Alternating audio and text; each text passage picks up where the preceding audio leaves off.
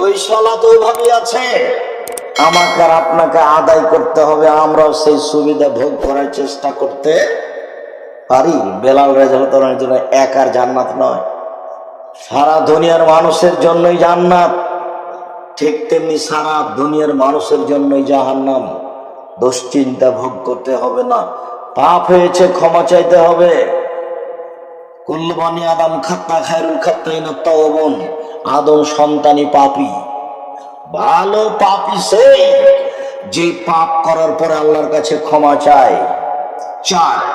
সালাতুল ইশরা চালু করতে হবে। উপস্থিত বৈঠকের দিনী মুসলিম বোন আপনাকে বলছি, মুরব্বী ভাই আপনাকে বলছি, চাষের সালাত চালু করতে হবে। এখন তো দেবই বেলদিতে জমি জায়গার দাম অনেক বেশি। বাড়িঘর করে ফেলেছেন, বিল্ডিং করে ফেলেছেন, হজ করে এসেছেন, একটু সময় বের করেন। এদিকে দেখেন, এইভাবে বের করবেন। আনাস রাদিয়াল্লাহু তাআলা আনহু বলেন, রাসূল সাল্লাল্লাহু আলাইহি ওয়াসাল্লাম বলেছেন, মান সাল্লাল ফজরা ফি জামাতিন সুম্মা কাদা। কেউ ফজরের সালাত আদায় করলো জামাতে, তারপর ওখানে বসে তাসবিহ তাহলিল জিকির আজকার করতে লাগলো। হাত্তা তাতালু আশ-শামস, করতে করতে সূর্য উঠে গেল। ওয়াসাল্লা রাকাতাইন, সূর্য ওঠার পর পরে 2 রাকাত সালাত আদায় করলো। কানা মুহাজিরুন কাজরা হাজ্জা উমরা তাম্মা তাম্মা তাম্মা, তাহলে তার নেকি হবে হজ উমরার সমান। তাহলে তার নেকি হবে হজ উমরার সমান। তাহলে তার নেকি হবে হজ উমরার সমান। পূর্ণ হজ পূর্ণ উমরা, পূর্ণ হজ পূর্ণ উমরা, পূর্ণ হজ পূর্ণ উমরা।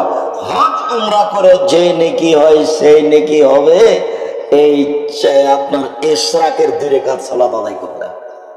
কথাটা স্পষ্ট করি। উপস্থিত বৈঠকের মুসলিম বোন, আব্দুর রাজ্জাক সাহেব, আপনি যা বললেন তা তো মসজিদে জামাতে সালাত আদায় করলো, বসে থাকলো, সূর্য উঠলো, 2 রাকাত সালাত আদায় করলো।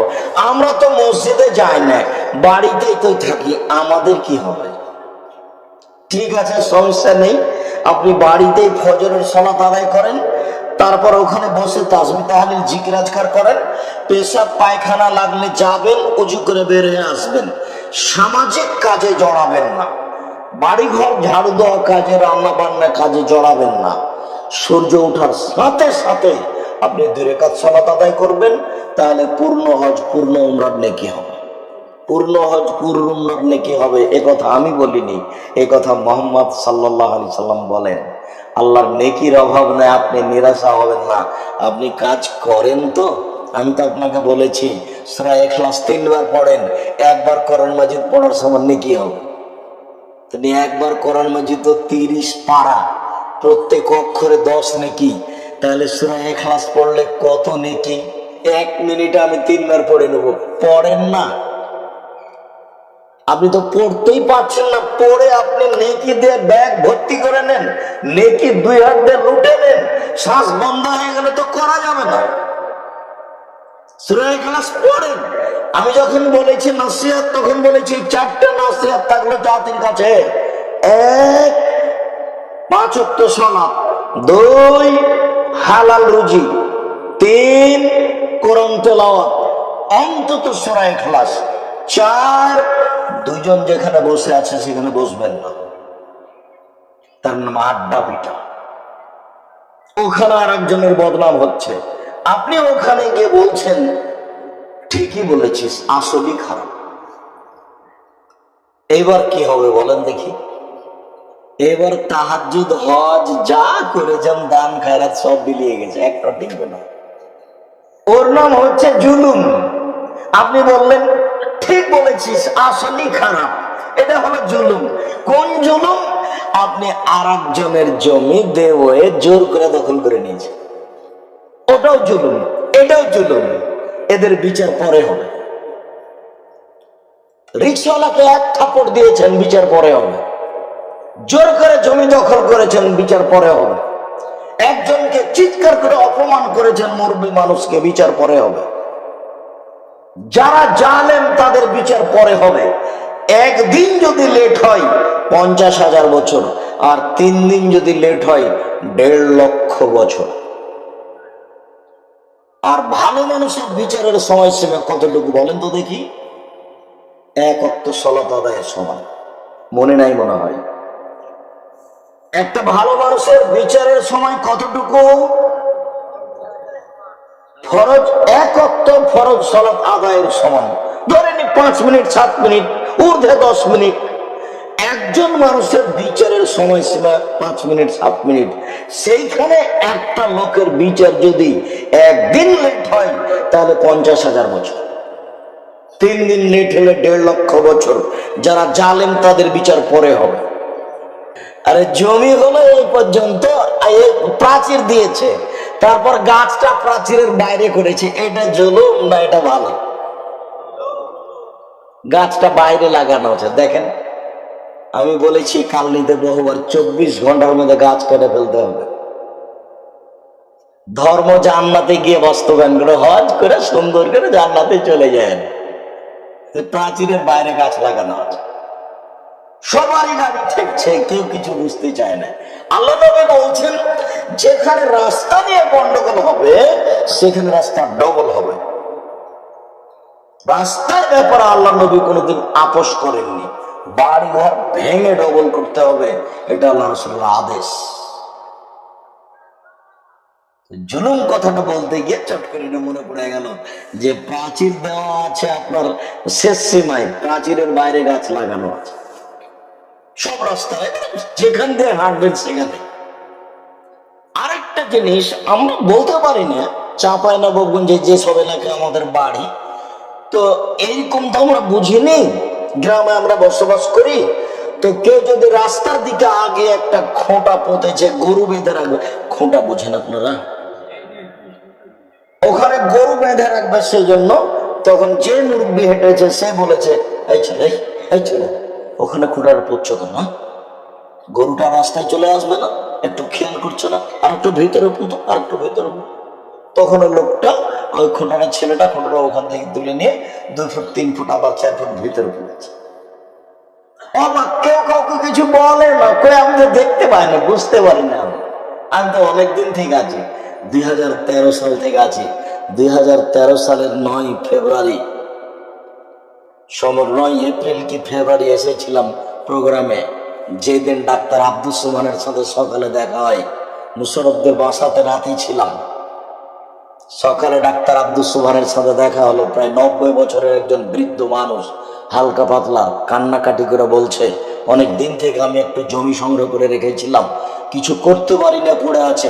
65 বছর থেকে জমি পড়ে আছে, 65 বছর থেকে, আপনার জন্মের আগে বিরান পড়ে আছে।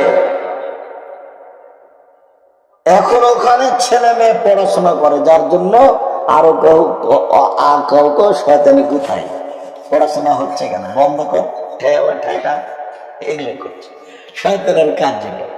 এরা মনে করছে ঠিকই তো, পড়াশোনা কেন হচ্ছে, ক্ষতি করো। জুলুম করলে বিচার পরে হবে, এটা সাবধান থাকবেন। বলছিলাম রাসূল সাল্লাল্লাহু আলাইহি সাল্লাম বলেন চাস্তের সালাত, চাস্তের সালাত আমি একটু সংক্ষিপ্ত করে দিই। 8 রাকাত পড়া যায়, নেকি কি আল্লাহ নবী বলেননি। 4 রাকাত পড়া যায়, নেকি কি আল্লাহ নবী বলেননি। 2 রাকাত পড়া যায় ভালো, নেকি কি? এবার দেখেন আল্লাহ রাসূল বলছেন যে ইসবাহু কুল্লু বানি আদম আলা কুল্লি সালামা, আদম সন্তানের প্রত্যেক জোড়ের বিনিময়ে তাকে দান করতে হবে। এইটা আল্লাহ রাসূলের কথা। জোড় জয়েন্ট বুঝেন কি? জয়েন্ট বুঝেন? জোড়া, জোড়ার বিনিময়ে দান করতে হবে। এই কথা বলার পরে আল্লাহ রাসূল বলছেন অবিকুল্লে তাসবিহাতিন সাদাকা, সুবহানাল্লাহ বললে দানের নেকি হয়। অবিকুল্লে তাহমিদাতিন সাদাকা, আলহামদুলিল্লাহ বললে দানের নেকি হয়। অবিকুল্লে তাহলিলাতিন সাদাকা, লা ইলাহা ইল্লাল্লাহ বললে দানের নেকি হয়। অবিকুল্লে তাকবীরাতিন সাদাকা, আল্লাহু আকবার বললে দানের নেকি হয়। আমরিন বিল মারুফি সাদাকা, ভালো কাজের নিষেধ করলে বা আদেশ করলে দানের নেকি হয়। অনাহিয়ানিল মুনকারে সাদাকা, মন্দ কাজের নিষেধ করলে দানের নেকি হয়। এতগুলি কাজে যত নেকি হয়, রাকাতায়ে যোহা, চাস্তের 2 রাকাত সালাত আদায় করলে তত নেকি হয়। সুবহানাল্লাহ বললে দানের নেকি হয়, আলহামদুলিল্লাহ বললে দানের নেকি হয়, লা ইলাহা ইল্লাল্লাহ বললে দানের নেকি হয়, আল্লাহু আকবার বললে দানের নেকি হয়, ভালো কাজের আদেশ করলে দানের নেকি হয়, মন্দ কাজের নিষেধ করলে দানের নেকি হয়। সব মিলে যত নেকি হয়, চাষতের 2 রাকাত সালাত আদায় করলে তত নেকি হয়। আরেক বর্ণনায় রাসূল সাল্লাল্লাহু আলাইহি সাল্লাম বললেন যে আদম সন্তানের প্রত্যেক জোড়ের বিনিময়ে থেকে দান করতে হবে। তখন সাহাবীগণ বললেন, এটা তো কেউ পারবে না, এটা তো খুব ভারী। তখন আল্লাহ রাসূল বলছেন, শোনো শোনো শোনো, মসজিদ থেকে যদি তুমি আবর্জনা ঝাড়ু দিয়ে ফেলে দাও, তাহলে সব মিলে প্রত্যেক জোড়ের বিনিময়ে দান করলে যত নেকি হয় তত নেকি হবে। তখন বললেন, কেউ যদি ঝাড়ু দিয়ে ময়লা পরিষ্কার করতে না পারে? তখন আল্লাহ রাসূল বলছেন যে রাস্তা থেকে কষ্টদায়ক জিনিস সরিয়ে দিলে প্রত্যেক জোড়ের বিনিময়ে দান করে যত নেকি হয় তত নেকি হবে। শুধু চেয়ারম্যান মেম্বারকে রাস্তা থেকে মরা কুকুর সরাতে হবে না, আপনাকে সরাতে হবে। আপনার বাড়ির সামনে যে অসুবিধা হচ্ছে এটা আপনাকে ঠিক করতে হবে, তাহলে আপনি দানের নেকি পাবেন।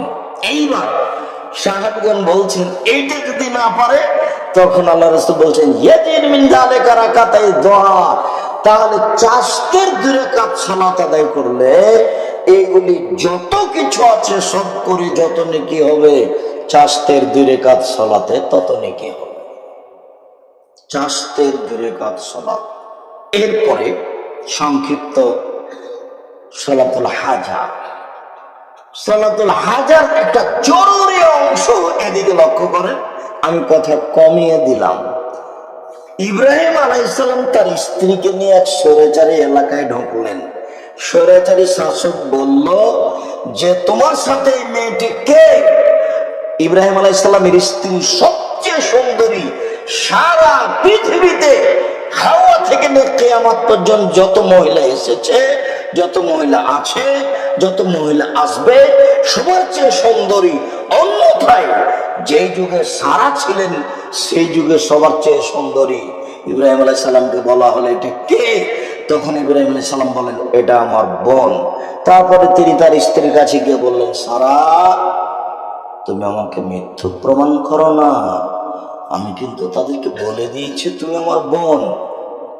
তুমি যদি বলো যে ইব্রাহিম আমার ভাই, তাহলে তো আমি মিথ্যুক প্রমাণ হয়ে যাব। মনে রেখো সারা, ইন আলালার যে গায়রিও গায়রকে মুমিনুন, আমি আর তুমি ছাড়াই মাটির উপরে কোনো মুমিন পুরুষ নারী নেই, এই হিসেবে আমরা ভাই বোন বটে। মাটির উপরে মাত্র 2 জন পুরুষ নারী, মুমিন পুরুষ নারী, সেটা হচ্ছে তুমি আর আমি, এই হিসেবে ভাই বোন বটে। এরপরে ইব্রাহিম আলাইহিস সালাম তার স্ত্রীকে রক্ষা করতে পারলেন না, ফারসালা বিহা ইলাইহি, স্বৈরাচারী শাসকের কাছে পাঠিয়ে দিলেন। ফাকামা ইলাইহা, ঘরে ঢুকতে স্বৈরাচারী শাসক তার দিকে আগিয়ে গেল তার গায়ে হাত লাগানোর জন্য। উপস্থিত বৈঠকের মুসলিম বোন 1 মিনিট এদিকে লক্ষ্য করেন, যারা গেছে গেছে তাকদীর নিয়ে গেছে, আপনি বসে আছেন 1 মিনিট আপনি দেখেন, এদিকে দেখেন। যেমন স্বৈরাচারী শাসক তার দিকে আগিয়ে গেছে, তখন তিনি বলছেন থামেন, আগে ওযু হবে, 2 রাকাত সালাত হবে, তারপরে কোনো কথা। সারা ওযু করলেন, 2 রাকাত সালাত আদায় করলেন।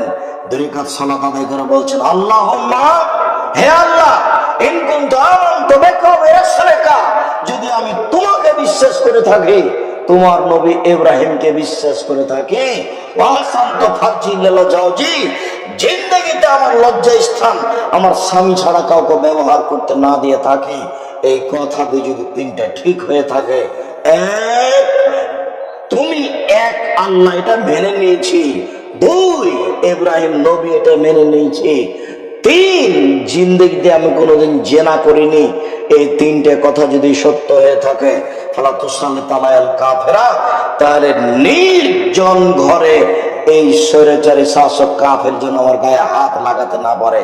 কথা শেষই হয়নি, অজ্ঞান হয়ে পড়ে গেছে। এর নাম সালাতুল হাজা, বিপদে পড়ে 2 রাকাত সালাত। বুঝা গেল না কথা? মনে হয় ইব্রাহিম আলাইহিস সালামের স্ত্রী এই কথা বলার পূর্বে কি করলেন? অজু করলেন, 2 রাকাত সালাত আদায় করলেন, তারপরে আল্লাহকে বলছেন। উপস্থিত বৈঠকের বোন, মুসলিম বোন, আপনি পারবেন? সাহস হয়? আরে আপনার তো পেট ফিট দেখা যায়, আপনি কি বলবেন? দেখেছেন তার বলার গতি কেমন? সালাতুল ইস্তিখারা, সিদ্ধান্তের সালাত। কোনো কিছু সিদ্ধান্ত নিলে 2 রাকাত সালাত আদায় করে ইস্তেখারার দোয়া পড়তে হবে, সালাম ফিরতে হবে, ঘুমিয়ে যেতে হবে, সিদ্ধান্ত পাওয়া যাবে। সালাতুত তাসবিহ, তাসবিহের সালাত, সুবহানাল্লাহ আলহামদুলিল্লাহ ওয়ালা ইলাহা ইল্লাল্লাহ আল্লাহু আকবার 75 বার 1 রাকাতে, 4 রাকাতে 300 বার। জীবনে একদিন পড়তে হবে, বছরে একদিন পড়তে হবে, মাসে একদিন পড়তে হবে, হলেই হলো, তাহলে সব পক্ষম হয়ে যাবে। এ হাদিস ঠিক নয়, যার কারণে এ হাদিসের আমরা বিস্তারিত বিবরণ দিই না, এর প্রতি আমল করতে হবে না। সম্মানিত দিনী ভাই বোন, আমাদের আলোচনার শেষের দিকে চলে এসে আমি আপনাদেরকে আবারও অনুরোধ জানাচ্ছি, আল্লাহকে সন্তুষ্ট করার জন্য রাতে উঠে আপনি 2 রাকাত সালাত আদায় করবেন।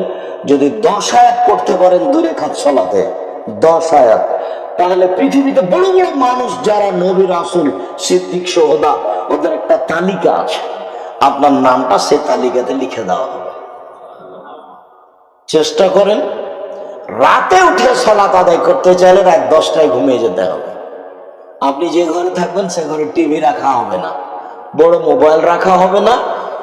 মাগরিবের পরে খেয়ে নেবেন, এসার পরে ঘুমিয়ে যাবেন, রাত 2টা 3টায় উঠবেন, আকাশের দিকে লক্ষ্য করে যদি পারেন আরেকবারে শেষ আয়াতের শেষ রকম 5 আয়াত পড়বেন, আর যদি না পারেন তাহলে এইটুকু পড়বেন আকাশের দিকে লক্ষ্য করে, লা ইলাহা ইল্লাল্লাহু ওয়াহদাহু লা শারীকা লাহু লাহুল মুলকু ওয়া লাহুল হামদু ওয়া হুয়া আলা কুল্লি শাইইন কাদির ওয়া সুবহানাল্লাহি ওয়া আলহামদুলিল্লাহি ওয়া লা ইলাহা ইল্লাল্লাহু আল্লাহু আকবার ওয়া লা হাওলা ওয়া লা কুওয়াতা ইল্লা বিল্লাহ রব্বিগফিরলি রব্বিগফিরলি।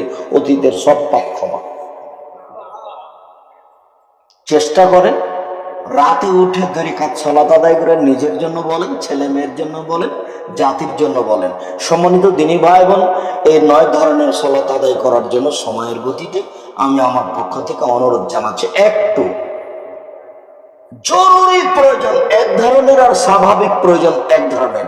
যখন আল্লাহকে কিছু বলতে চাচ্ছেন হাত তুলে, যদি স্বাভাবিক ভাবে চান তাহলে এইটা আল মাসালা হাকাজা, হাতটা মিলে যেতে পারে, ফাঁকা থাকতে পারে, তবে কাজ সামনাসামনি থাকবে। হাত উঠে আল্লাহকে বলবেন। কেন? আল্লাহ খালি হাত ফিরিয়ে দিতে লজ্জা পায়।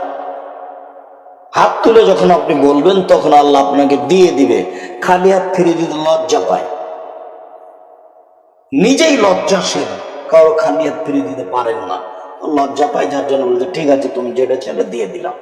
আর যদি এখনই দিতে হবে তার নাম ইবতিহাল, এখনই দাও, আমার ছেলে বিপদে পড়েছে উদ্ধার করে দাও, তাহলে হাতে ভাবে উঠাবেন, উপরের দিকে উঠাবেন, মাথার উপরে উঠে যাবে। যদি পানি চাওয়া হয় তাহলে উল্টা পথে, আর যদি প্রয়োজন চাওয়া হয় তাহলে এভাবে। আর একটু বলছি, দুয়ার শুরুতে ইসমে আজম পড়বেন। ইসমে আজম, আল্লাহু নাসআলুকা বিআন্নাকা আনতাল্লাহ লা ইলাহা ইল্লা আনতাল আহাদুস সামাদুল্লাযী লাম ইয়ালিদ ওয়া লাম ইউলাদ ওয়া লাম ইয়াকুল লাহু কুফুয়ান আহাদ। ইসমে আজম এটা দুয়ার বই দেওয়া আছে, যাওয়ার সময় দেখবেন দুয়ার বই আছে, নাহলে প্রতিষ্ঠান থেকে নেবেন। যে বক্তব্য দিচ্ছি সেটা উপদেশ বই আছে। আর মাসিক আল ইতিসাম আমি সবাইকেই পড়তে বলেছি, সবাই পড়বেন দিনী ভাই বোন। মাসিক আল ইতিসামের পিছনে লক্ষ লক্ষ টাকা খরচ আছে, 50টা প্রশ্নের উত্তর আছে। যেটুকু জরুরি বলছিলাম সেটুকু হলো এই যে প্রথমে আপনি আগে ইসমে আজম পড়বেন। যদি ইসমে আজম মুখস্থ না থাকে তাহলে দোয়া ইউনুস পড়বেন। দোয়া ইউনুস বোঝেন? লা ইলাহা ইল্লা আনতা সুবহানাকা ইন্নী কুনতু মিনাজ জালিমিন। এটাও যদি না পারা যায় তাহলে সূরা ফাতিহার প্রথম 3 আয়াত, আলহামদুলিল্লাহি রাব্বিল আলামিন আর রহমানির রহিম মালিকি ইয়াউমিদ্দিন। এরপর আপনি দুরূদ পড়বেন, দুরূদে ইব্রাহিম। এরপর আপনি নিজের কথা বলবেন। বোঝা গেল না মনে হয় পদ্ধতি? 1 নম্বরে 3টা আছে। 1 নম্বরে 1 ইসমে আজম, যদি না হয় তাহলে এটাও ইসমে আজম, দোয়া ইউনুস এটাও ইসমে আজম। 2 3 এটা না হলে সূরা ফাতিহার প্রথম 3 আয়াত, আলহামদুলিল্লাহি রাব্বিল আলামিন আর রহমানির রহিম মালিক ইয়াউমিদ্দিন, যে কোনো একটা পড়েন, এইটা না হয় এইটা না হয় এইটা। তারপরে দুরুদে ইব্রাহিম, তারপরে নিজের কথা বলেন যে দেব বাজার আমার একটা দোকানের ব্যবস্থা করে দাও, যেটা আপনার প্রয়োজন, আমার ছেলেটাকে বড় আলেম করে দাও, খুব কান্নাকাটি করে বলবেন, তাহলে আল্লাহ সহজে বুঝবেন আপনার প্রয়োজনটা। আর হোমসিকেলি বললেন মাঝহাবিদের মতো তখন এটা তো আল্লাহ বুঝছেন যে কি করছে। আল্লাহকে তো আর এমনি বুঝানো যাবে না, তাকে অন্তর থেকে কান্নাকাটি করে বুঝাতে হবে। আল্লাহ তাআলা আমাদের নবীকে বলছেন ফাইদা ফারাকতা ফানসব ওয়া ইলা রাব্বিকা ফারগাব। মুহাম্মদ সাল্লাল্লাহু আলাইহি সাল্লাম, আপনি দুনিয়াবি কাজ শেষ করে অবসর হয়ে কঠোর শ্রমে আত্মনিয়োগ করুন, আর আপনি আমাকে যা বলবেন তা কান্নাকাটি করে বিনয়ের সাথে বলুন। সম্মানিত দিনী ভাই বোন, নিজের জন্য দোয়া করানোর জন্য দেবই মাদ্রাসার সার্বিক সুবিধা কামনা করে তার জন্য দোয়া করার অনুরোধ জানিয়ে, জামিয়া সালাফের জন্য আন্তরিকভাবে দোয়া করার জন্য জোরালো অনুরোধ জানিয়ে, জামিয়া সালাফিয়াতে সম্মেলন হচ্ছে 2-3 মার্চ। এলাকাবাসীকে সেই দিন আন্তরিকভাবে উপস্থিত থাকার অনুরোধ জানিয়ে, বই পুস্তকগুলি নেওয়ার অনুরোধ জানিয়ে, আজকে যেসব কথাগুলি বলছিলাম অতীব গুরুত্বপূর্ণ। অন্তত অজু করে 2 রাকাত সালাত, নইলে ফজরের সালাত আদায় করে ওখানে বসে থেকে 2 রাকাত সালাত, এগুলি আমল করার জন্য অনুরোধ জানিয়ে, বিশেষভাবে নিজের প্রয়োজন মেটানোর জন্য হাত তুলে দোয়া করার অনুরোধ জানিয়ে আপাতত আজকের মতো কথা এখানে শেষ করলাম। সুবহানাকা আল্লাহুম্মা ওয়া বিহামদিকা আশহাদু আল্লা ইলাহা ইল্লা আনতা আস্তাগফিরুকা ওয়া আতুবু ইলাইক। আসসালামু আলাইকুম ওয়া রাহমাতুল্লাহ।